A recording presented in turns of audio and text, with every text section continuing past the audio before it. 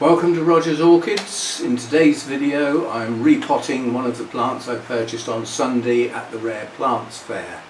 It's going to be potted up a bit different to the way I normally work, although I have done one orchid like this in the not too distant past. So let's get on with it.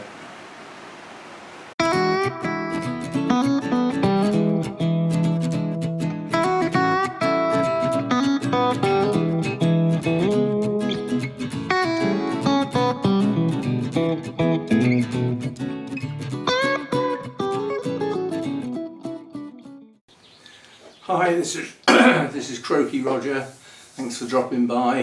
Today I'm going to risk not watering, apart from my bare mounts, which I've done, on the grounds I want to do some potting. Now I've got two definites and a probable third.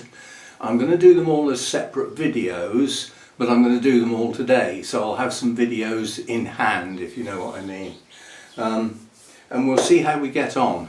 At the moment the weather's broken. It's quite chilly this morning, even though it's not cold, but a distinct difference. And we had a lot of rain last night. It woke me up a couple of times, heavy rain. That's good for the garden and everything, and the farmers and all that sort of stuff. There's crops that have been sitting there doing nothing, just waiting for water, and they're in their sort of early growth stages, so that's good for them. We're due showers after lunch for the rest of the day, and then more rain again tomorrow, so the weather has broken for a while, but I don't know what it's going to do. I mean, the sun was out a couple of minutes ago, and I thought I'd better get on with this before it starts to heat up out here, and if the sun comes on that roof then it'll be too hot to work. So let's get on with it, and we'll start with number one, which is one of the new plants from Sunday. And as one of them was a mount, it's not that one. Right, we have a plan. Let me screen up where I can see it. Somewhere about there. I'll go up a bit and then zoom in a bit.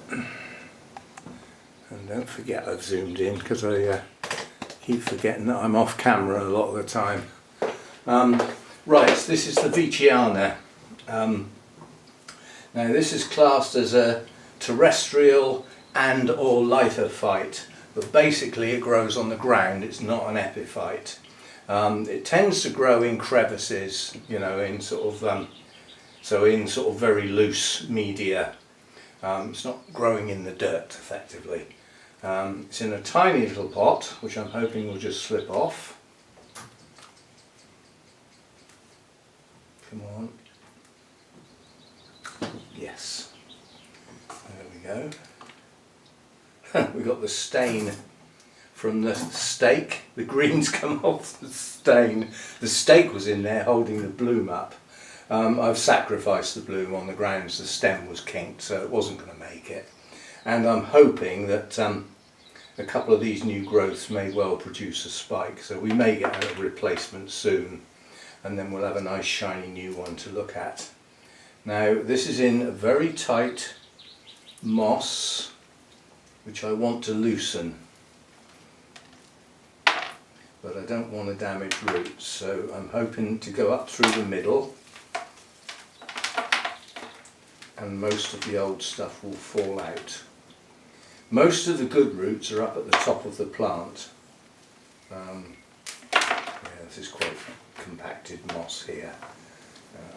Which is okay if you've got the right environment to grow in moss, but even in a warmer environment moss stays wet a long time, so you've just got to go careful or you end up rotting roots. I don't grow in moss. The only plants that have got moss at their base are my mounted orchids, and then not all of them. Some of them are bare rooted, or as near as damn it anyway. Now, I'm not intending to get every single bit of old media off, it's not necessary, but I would like to get a lot of it off. See, there's some lovely new roots coming near the base of the plant, lots, and this is the way this one and Ignea, the other one that I've got, tends to grow. It tends to climb a bit and then you end up with shoots above ground, and then it chucks out new roots, which if you've got the right environment, they will be viable as aerial roots. But then we go back to the original statement. It tends to grow on the ground. Maybe in the right environment it doesn't climb as much or as often. Now there are some dead roots on here, and luckily with Masdevallias you can just pull them off. So you don't have to get in there with your scissors, endangering the good roots. But yeah, there's some dead ones. Not too many. But we'll just clear the decks. They're very old roots in the centre of the plant, a lot of them.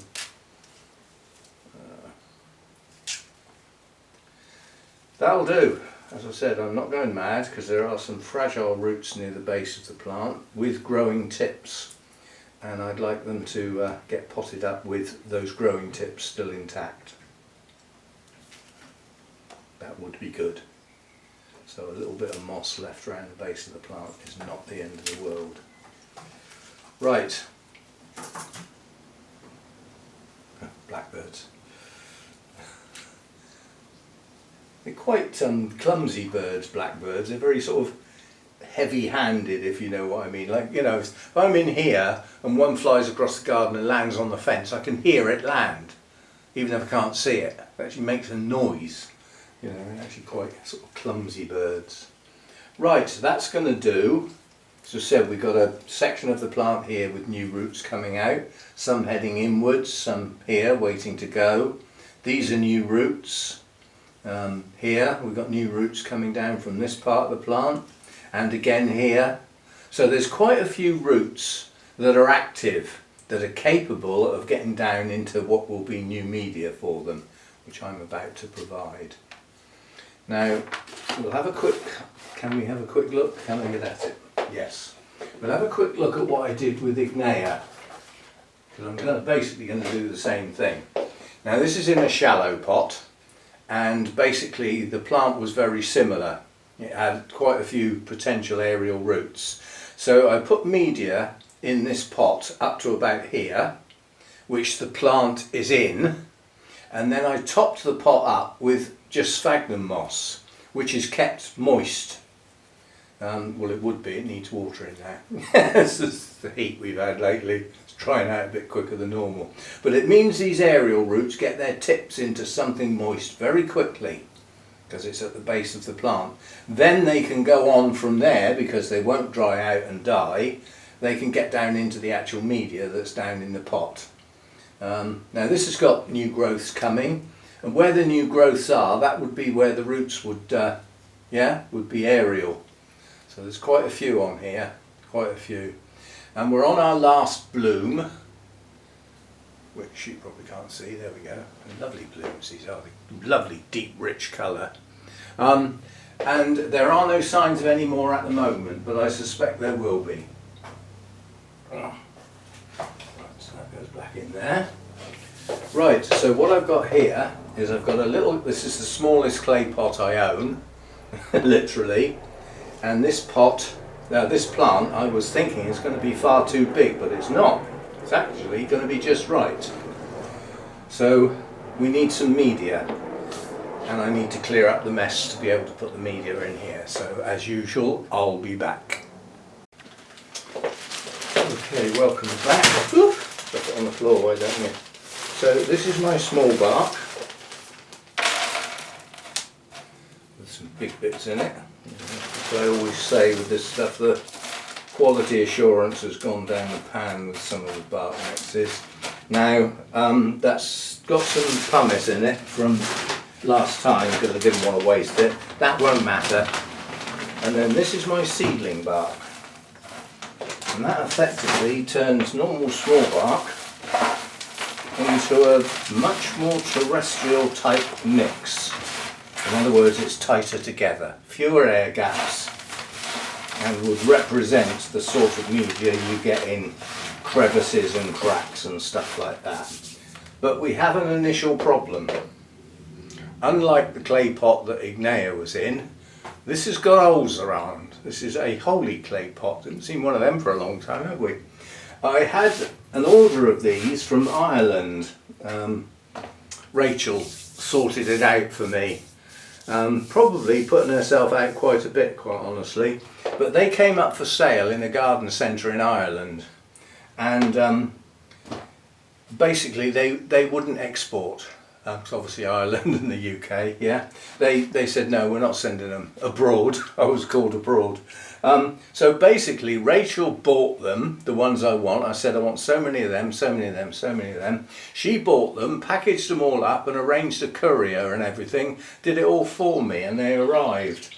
And it was worth the effort and the expense on my part, because compared with anything in this country, which is almost impossible to get these anyway, they were really cheap. They ended up a couple of quid each, averaged out from small, medium and large. So that's where it came from, but unfortunately this will all fall out the holes. So I'm going to line the pot with sphagnum moss to stop the media falling out. It's not there for anything to do with the plant. And I've made it wet simply because I'm hoping it'll stick to the side of the pot better. I only want a thin layer. I only want to stop the media falling out the holes. This is going to be very difficult and it might not work.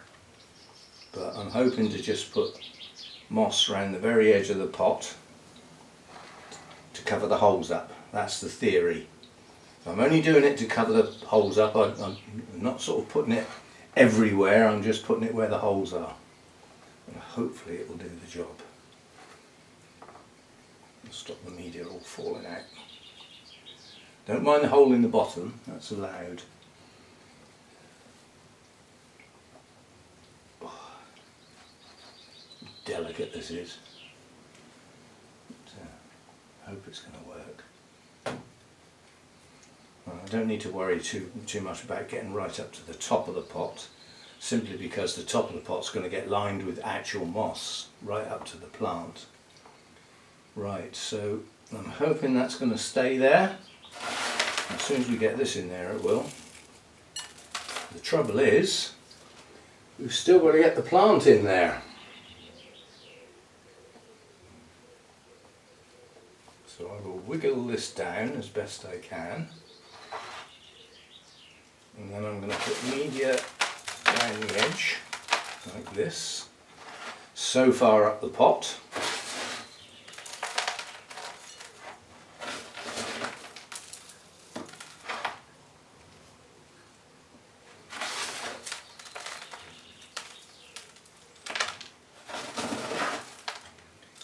As we're dealing with a terrestrial, I'm actually going to firm that.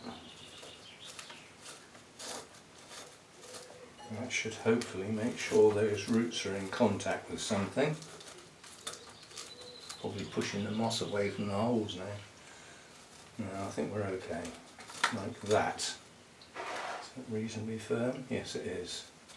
And then, I probably haven't got enough moss here, I might have to get some more. The idea now is to top up the pot with the moss. Now this is very loose, I'm not packing this down, this is very loose. The objective is to do nothing more than keep those aerial roots around the base of the plant moist so that they don't dry out. Giving them a time to get down into the media. Not quite enough, typical. So we'll grab a bit more. Haven't got enough water there, you know. Yeah, just about. The whole pot's going to get a good soak in a minute anyway, so. There we go, that'll do. We can just get round.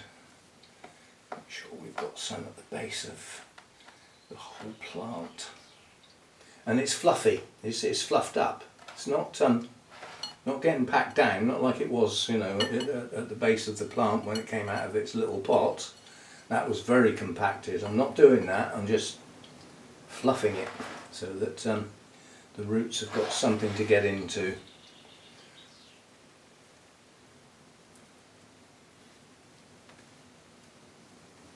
go, so there's plenty of air, but the roots have got something moist around the tips. Where the tips come out on those aerial sections of the plant, they've got something moist to get straight into, and then they can grow on down towards the dark, at which point they'll find some media.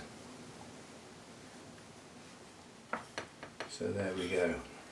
Actually, I can daft putting that back in the bag. We'll just put some around the top. Just use it up. It's only a little bit.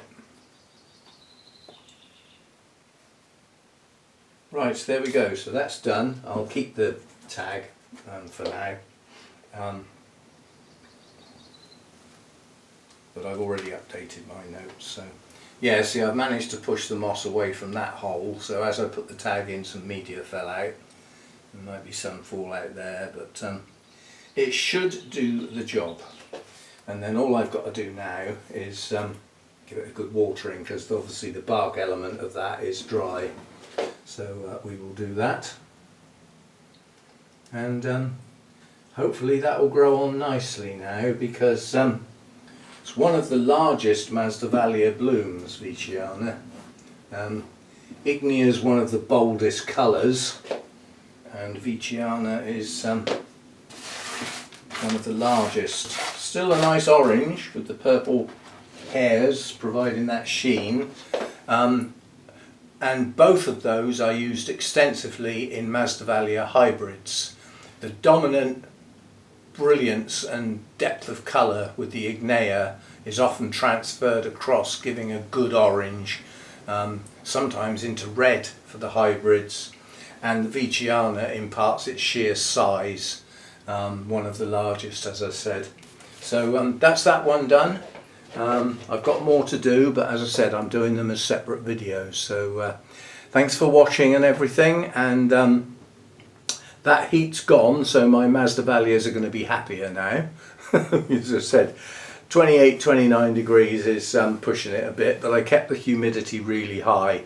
We're back down to it. It's actually 21, 22 in here at the moment, and the door's open, so the humidity will be dropping, but it's still 75 out here.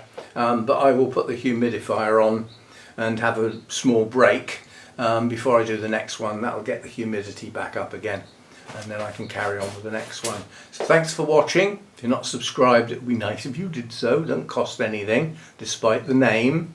And don't forget the old thumbs up. Yeah?